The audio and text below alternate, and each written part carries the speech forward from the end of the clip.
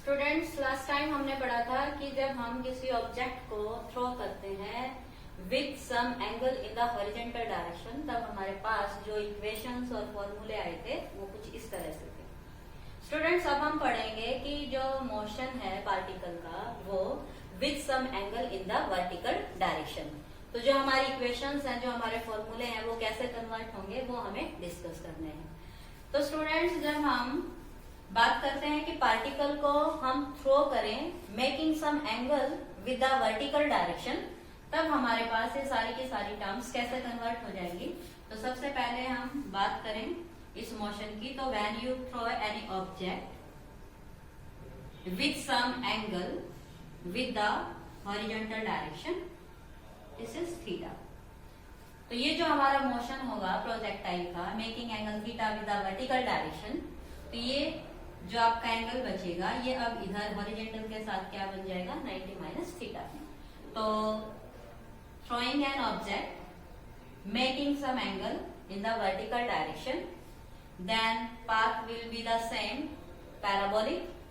Just हमारे जो coordinate हैं इस इनिशियल वेलोसिटी के, वो इधर क्या कहा जाएगा, u ऑफ cos थीटा, और यहाँ क्या बन जाएगा, u ऑफ sin थीटा।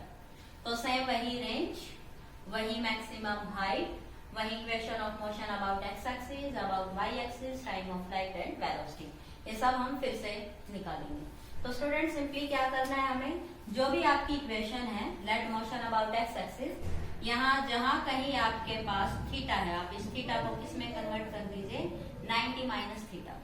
आपकी जो भी कन्वर्जन आएगी वो आपके रिक्वायर्ड स्टेटमेंट। तो यहाँ जो आपके पास x है वो क्या बन जाएगा, u साइन ऑफ थीटा। और यही था कि x एक्सिस की डायरेक्शन में जो आपकी इक्वेशन है वो जो वेलोसिटी है वो क्या है, u ऑफ साइन थीटा, और हमारे पास ये क्या आ गया, u of sine theta. Similarly हम बात करेंगे y एक्सिस के लिए।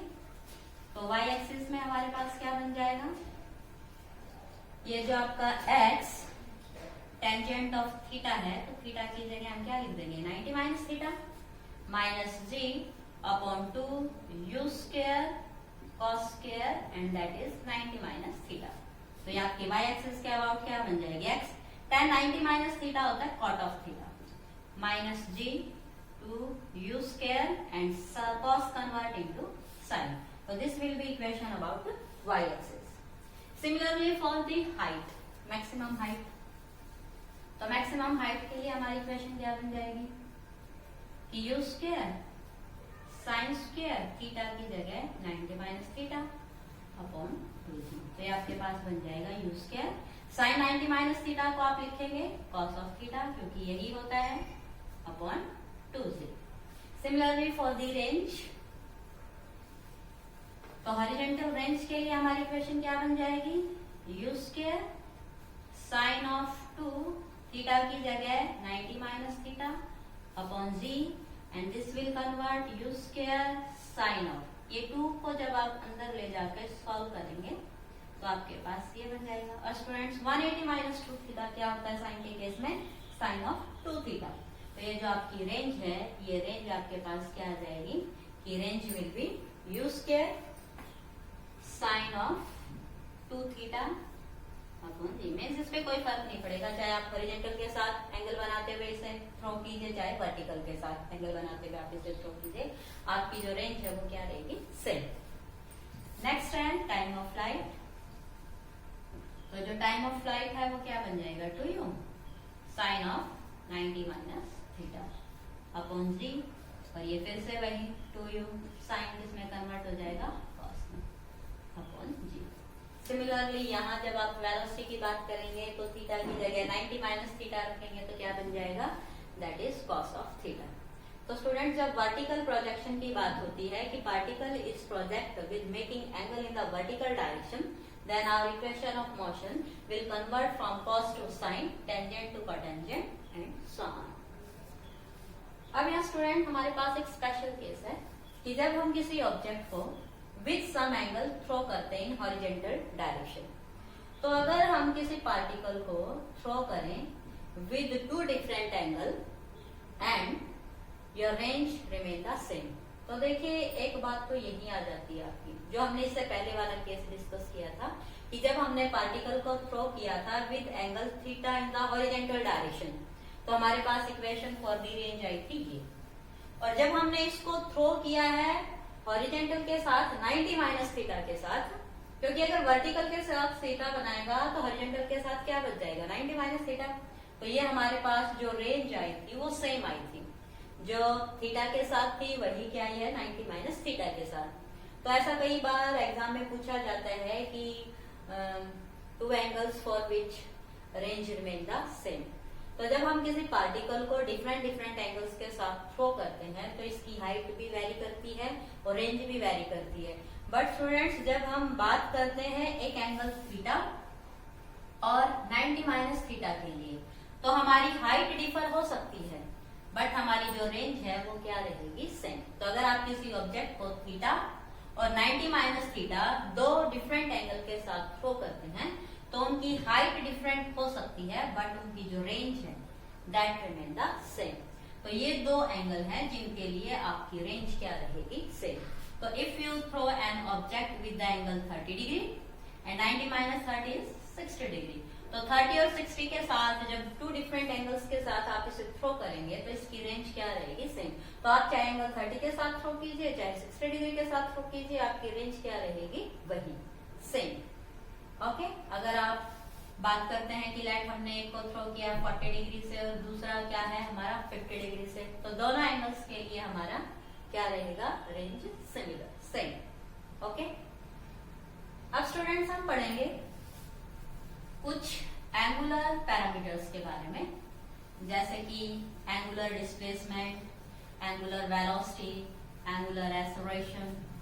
तो ये जो टर्म्स हैं इनमें जो ये वर्ड आपका एंगुलर लगा है वेलोसिटी, डिस्प्लेसमेंट, एक्सेलरेशन के साथ, इसका एक्चुअली मतलब क्या है कि हम अब बात करेंगे ऑब्जेक्ट के मोशन की इन द सर्कुलर पाथ।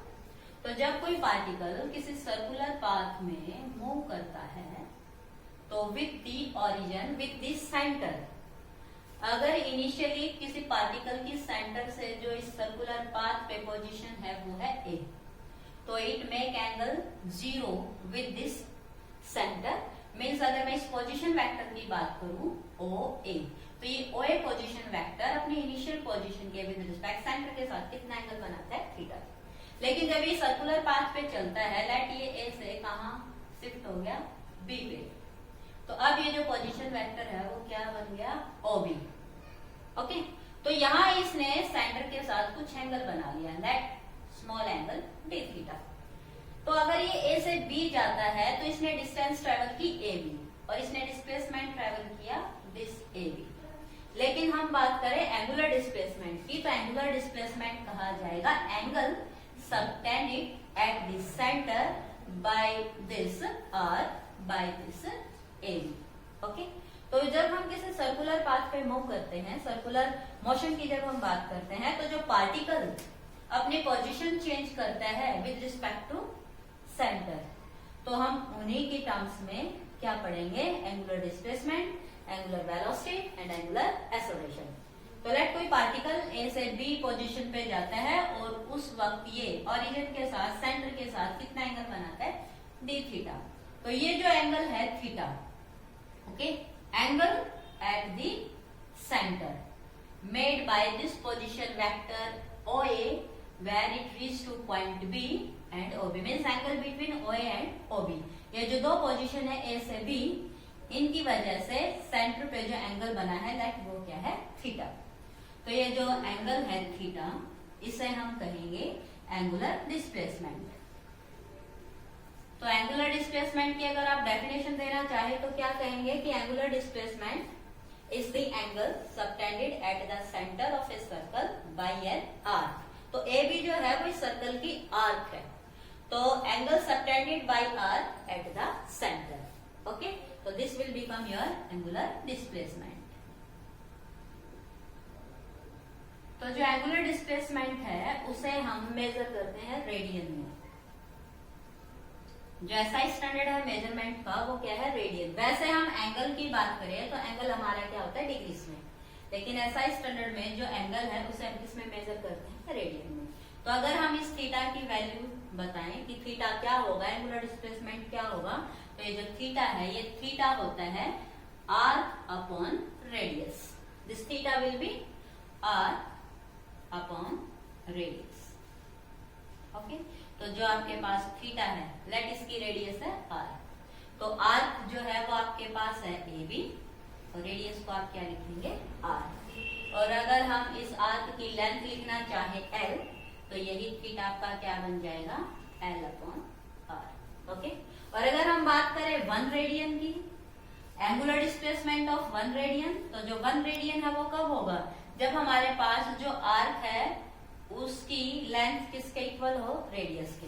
तो जब आपकी आर्क और रेडियस दोनों सेम हो, तब हमारे पास क्या बन जाएगा 1 रेडियन। तो जो 1 रेडियन है आपके पास, 1 radian is the angle subtended at the center of the circle when an arc equal to the length of radius, then angular displacement will be 1 radian. Okay, तो जो स्टूडेंट्स आपके पास रेडियन है, इस radian की अगर हम डिग्रीज में बात करें, तो अगर हम एंगुलर डिस्प्लेसमेंट की बात करते हैं, लेट पार्टिकल ए से कहा जाता है अपना एक पूरा सर्कल, एक पूरे कंप्लीट राउंड के बाद एक है, तो जो आपका ये एंगल है, ये एंगल आपका बढ़ते बढ़ते कितना हो जाता है, कंप्लीट एंगल 360। तो ये जो आपका कंप्लीट एंगल है, पूरा का पूरा जो आपका एंगल है, ये कितने का है 360 डिग्री का, और इस 360 डिग्री को कहा जाता है 2 pi radian. Okay, 2 pi radian means जो पाई रेडियन है वो किसके इक्वल आ गया 180 डिग्री पे।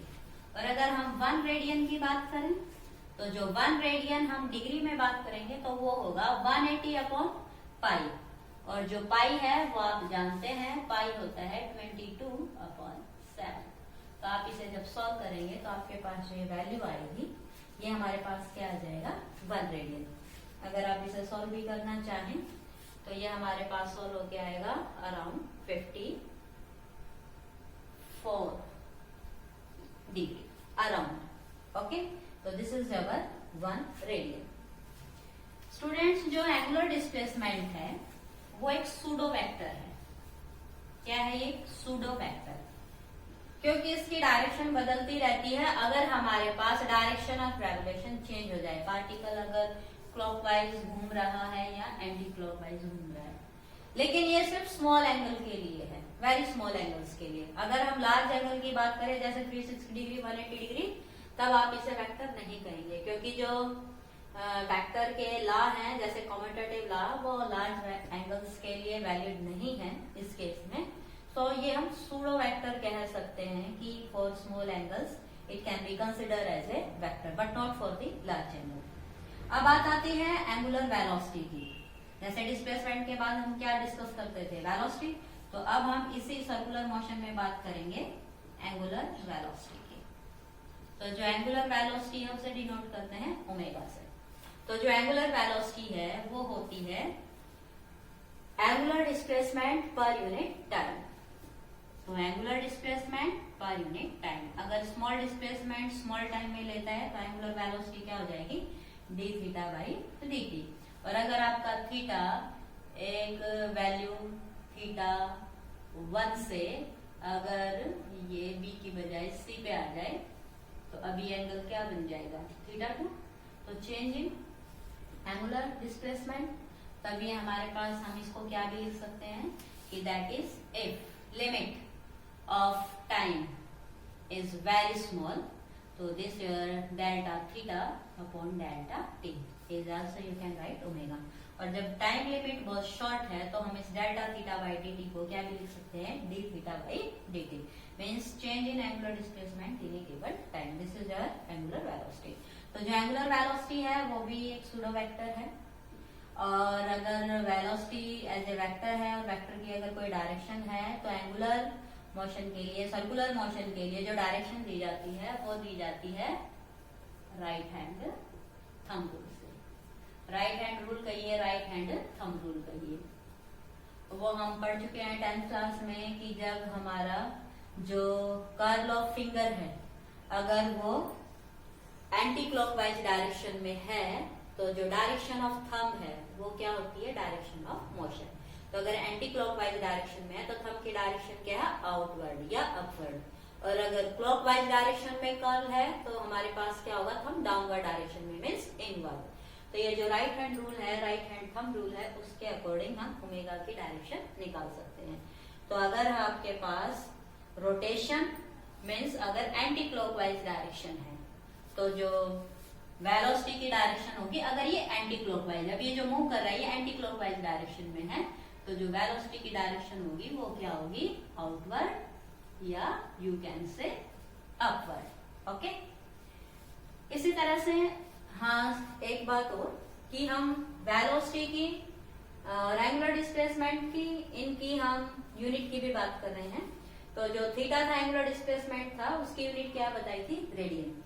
और जो ओमेगा होगा उसकी यूनिट क्या होगी, रेडियन पर सेकेंड। ओके, और अगर हम डायमेंशन की बात करें, डायमेंशन फॉर्मूले की, तो जो आपका थीटा था वो था आर्क अपॉन रेडियस। तो देखिए length upon length, it is a dimension less. तो जो एंगुलर डिस्प्लेसमेंट है वो एक डायमेंशन लेस फिजिकल क्वांटिटी है। और अगर आप ओमेगा की बात करेंगे, एंगुलर वेलोसिटी की बात करेंगे, तो इसके क्या होंगे, that will be theta is dimension less तो अपॉन टी, तो m0 l0 और t की पावर -1। तो जो ओमेगा के डायमेंशन होंगे उसका जो डायमेंशन फॉर्मूला होगा वो सिंपली क्या होगा, t की पावर -1। स्टूडेंट्स अब हम बात करेंगे एंगुलर एक्सेलरेशन की। तो जो एंगुलर एक्सेलरेशन है, जैसे हम पीछे पढ़ के आए हैं वैसे ही हम एंगुलर एक्सेलरेशन की बात करेंगे। तो जो एंगुलर एक्सेलरेशन है उसे आप क्या कहेंगे कि चेंज इन वेलोसिटी पर यूनिट टाइम, और यहाँ हमारा मोशन क्या है, सर्कुलर, तो चेंज इन एंगुलर वेलोसिटी पर यूनिट टाइम। तो जो एंगुलर एक्सेलरेशन है उसे हम डिनोट करते हैं अल्फा से। अल्फा से हम एंगुलर एक्सेलरेशन को लिखते हैं। तो एंगुलर एक्सेलरेशन हो जाएगा चेंज इन एंगुलर वेलोसिटी पर यूनिट टाइम। तो अल्फा भी आपके पास सोडा वेक्टर आ जा सकता है और इसकी भी डायरेक्शन वही होगी जो वेलोसिटी की होगी। अगर हम इसकी यूनिट की बात करें तो इसकी जो यूनिट होगी वो होगी रेडियन पर सेकंड स्क्वायर। ओके, और डायमेंशन फॉर्मूले की अगर हम बात करें तो डायमेंशन फॉर्मूला क्या होगा, m की 0 l की 0 और t की -2। Okay, so these are your angular displacement denoted by theta, angular velocity denoted by omega, angular acceleration denoted by alpha। अब स्टूडेंट्स जो हम पीछे पढ़ चुके हैं linear velocity, linear acceleration, linear displacement, उनका हम इन एंगुलर क्वांटिटीज के साथ रिलेशन सेट करेंगे।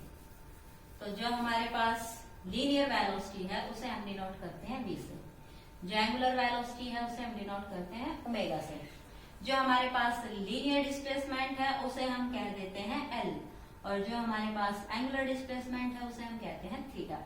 जो लीनियर एक्सेलरेशन है उसे हम लिखते हैं a, और जो एंगुलर एक्सेलरेशन है उसे हम लिखते हैं अल्फा। तो हमें इन सब का आपस में क्या चाहिए, relation. How v belongs to omega, l belongs to theta and a belongs to alpha. इन तीनों का हमें आपस में रिलेशन डिफाइन करना है। तो देखिए one by one. First of all we discuss about displacement. तो as we know angular displacement is arc upon radius. तो जो आपके पास L है वो क्या बन जाएगा, थीटा इंटू आर, या जो थीटा है वो क्या है, L अपॉन आर। अगर हम स्मॉल की बात करेंगे तो you can write small theta is small L upon R, क्योंकि आर तो आपकी रेडियस फिक्स है, it never change, remain the same, but displacement can be change. तो यहाँ जो आपके पास d थीटा है वो क्या आ गया, dl बाई आर, या जो आपके पास L है वो क्या आ जाएगा, थीटा इंटू आर। अब हम बात करेंगे वेलोसिटी की। तो जब हम एंगुलर वेलोसिटी की बात करते हैं तो एंगुलर वेलोसिटी को हमने लिखा था d थीटा बाई dt। तो यहाँ जो आपके पास d थीटा है वो हम लिख चुके हैं dl by R into dt। तो यहाँ से आप क्या लिख सकते हैं, dl by dt into R. अब स्टूडेंट्स हम ये भी जानते हैं कि जो वेलोसिटी है वो क्या था, dl बाई dt। जो लीनियर वेलोसिटी है उसे हम क्या लिखते हैं, change in displacement per unit time. तो तो dl by dt क्या होता है हमारे पास भी।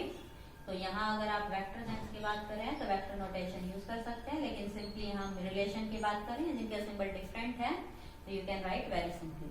तो यहाँ जो dl by dt है वो आपका क्या है, linear velocity upon r। So this is our angular velocity and linear velocity, and you can say कि जो linear velocity है वो क्या है, ओमेगा इंटू r, अगर आप इसे वेक्टर फॉर्म में लिखना चाहें तो। ओके, नेक्स्ट है एंगुलर एंड लीनियर एक्सेलरेशन। तो देखिए जब हम एंगुलर एक्सेलरेशन की बात करते हैं तो अल्फा को हमने लिखा था D omega by D T. तो यहाँ जो d बाई डी टी और जो ओमेगा है उस ओमेगा को हमने अभी अभी लिखा था v बाई r। तो ये आपके पास क्या बन जाएगा, dv by D T into 1 upon r।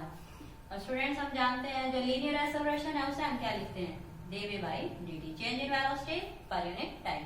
तो जो आपके पास अल्फा है वो क्या बन जाएगा, a upon r, and you can say a is your alpha into r या r into alpha. So this is our linear acceleration with angular, and this is your angular with the linear. Okay students, so these are your required relations for your linear and angular parameter. Okay, तो अगर आप बात करेंगे angular displacement की तो वो denote करते हैं हम ऐसे, एंगुलर और लीनियर एक्सेलरेशन की बात करोगे तो ऐसे, लीनियर और एंगुलर वेलोसिटी की बात करोगे तो ऐसे। अब यहाँ स्टूडेंट्स जो आपके पास एक टर्म और है कि ये जो हमारा सर्कुलर मोशन है, एक्चुअली ये सब हमने निकाला जब हमारी वेलोसिटी थी कांस्टेंट। वेलोसिटी का मैग्नीट्यूड कांस्टेंट था, वेलोसिटी कांस्टेंट नहीं कहेंगे हम, क्यों, क्योंकि पार्टिकल हर पॉइंट पे जो है अपनी डायरेक्शन चेंज कर रहे हैं। तो ये जो सारे कॉन्सेप्ट हमने ड्राइव किए हैं ये किए हैं जब आपका पार्टिकल मूव कर रहा है with the constant magnitude of velocity. अब हम बात करेंगे जब वह पार्टिकल मूव करता है विद द वेरिएबल वेलोसिटी, तब यहाँ जो आपके पास एक्सेलरेशन है, ये एक्सेलरेशन हम कहेंगे as a resultant of tangential and centripetal, as your v is omega into r। Okay, कि जो वेलोसिटी है अगर वो कांस्टेंट मैग्नीट्यूड की है देन नो प्रॉब्लम। यहाँ जो फोर्स आपका लग रहा है टुवर्ड द सेंटर और ये फोर्स इसको एक सर्कुलर पाथ में मूव करने के लिए काफी है। लेकिन अगर पार्टिकल अपनी वेलोसिटी को चेंज करता है विद द टाइम, मैग्नीट्यूड भी वेरी करता है, तो जब वेरिएबल वेलोसिटी की बात होती है सर्कुलर मोशन में, तब हमारा एक्सेलरेशन है, it is the composition of two kinds of acceleration and they are called tangential and centripetal। तो यहाँ जब वेरिएबल वेलोसिटी की बात होगी तो लेट जब वेरिएबल वेलोसिटी की है तो differentiate on both side. Variable है तो हम चेंज देखना चाहते हैं तो डिफरेंशिएट करेंगे जब आप इस इक्वेशन को, तो हमारे पास इक्वेशन है वो बन जाएगी dv by dt is equal to d by dt of omega into r। जब आप इसे सॉल्व करेंगे तो d by D T of omega r as it is plus omega as it is D R by D T. तो students omega upon T हमने क्या लिखा था, अल्फा, और omega D R upon D T हमने क्या लिखा था, v।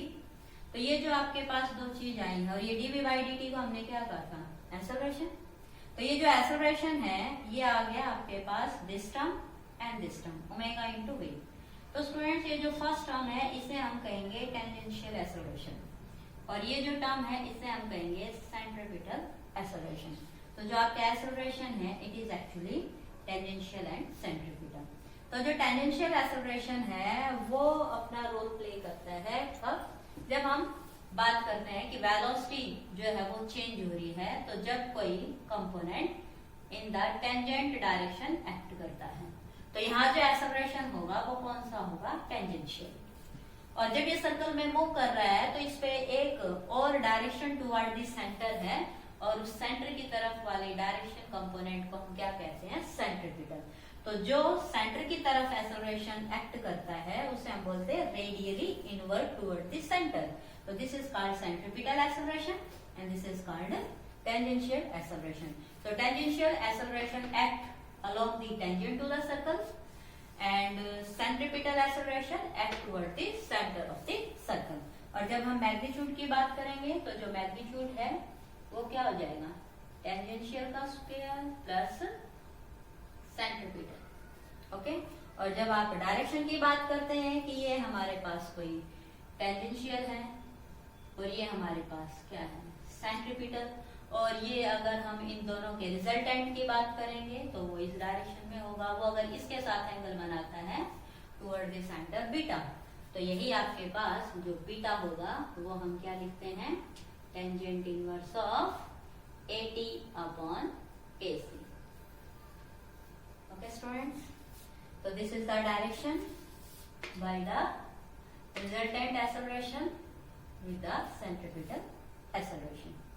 तो ये आपके पास रिगार्डिंग सर्कुलर मोशन टर्म थी और एक्सेलरेशन था।